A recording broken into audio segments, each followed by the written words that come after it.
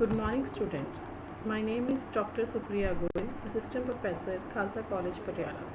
Today, I am going to deliver a lecture on computational physics skills for BSc Honors Physics second year.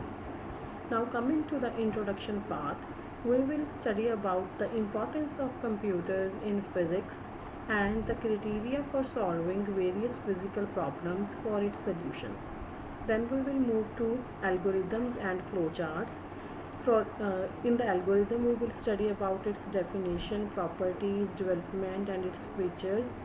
Lastly, we will study about the flowcharts, the concept of flowchart, the symbols, the guidelines and the various types of the flowcharts.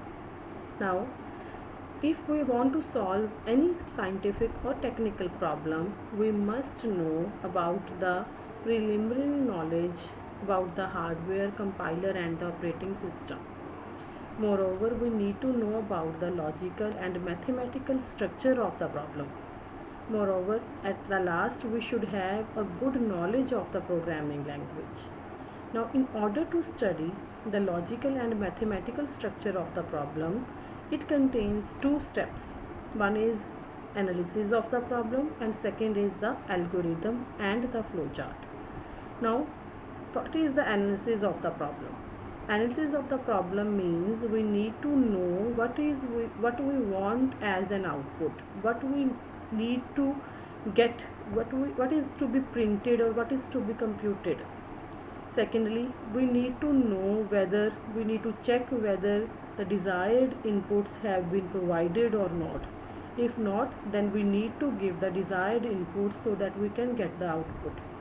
Lastly, we need to have a proper understanding of the mathematical logic, which is very much necessary to solve any problem. For example, if we want to find the area of a triangle, then we need to know the sides of the triangle and we need to know the formula to compute its area. Okay. Now coming to algorithm. What is an algorithm? It is the logical and mathematical structure of the problem which is splitted up into various sequential elementary steps which are to be written in simple English language as a procedure for your experiments. This write-up is known as algorithm. Okay. Now to write a very good algorithm, we need to include some features in that algorithm. What are those features? Firstly is finiteness. Finiteness means that algorithm should be such that it must terminate after a finite number of steps. That means it should not exceed in such a way that it is not terminating. Second, it should be definite. Definite means each step of the algorithm must have some objective. That means each step should give an output which is precise. And third is speed and memory. The algorithm should take minimum execution speed and execution time and memory. Speed should be fast. Generality. That means if we change the inputs, then we need not to change the write-up of algorithm. That means it should be fairly general. That is, for different input parameters, it should not require any modification. Lastly, input and output.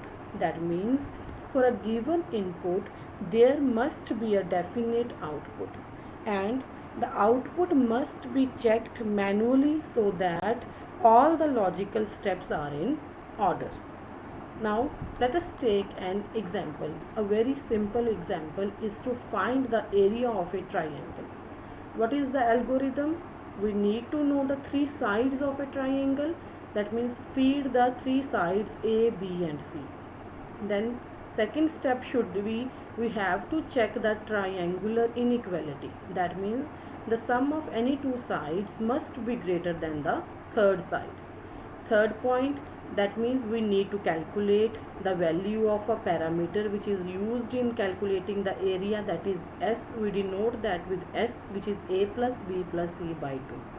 Then we need to know about the formula for the area, which is S minus A, S minus B, S minus C, it's under root. We have to write that formula.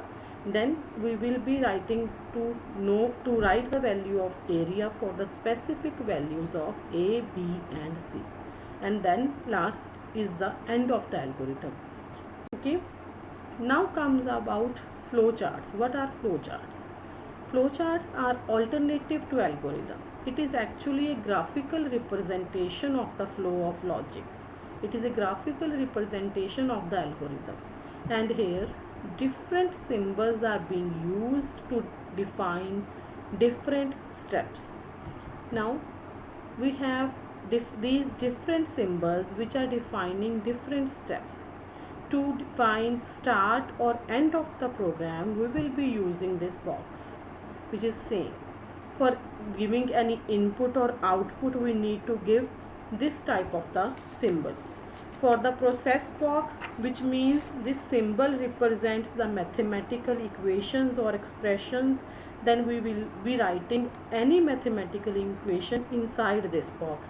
You have to write the start and any input that you are giving, any output that you are taking inside these boxes while writing a flowchart. What is the decision box? It is given by this symbol, and it means this box allows 2 or 3 alternatives for the flowchart to proceed depending upon the validity of a particular condition. For example, if we write something inside the box, then if whether that is yes or no, then accordingly the flowchart will move in either direction. The next one is loop symbol.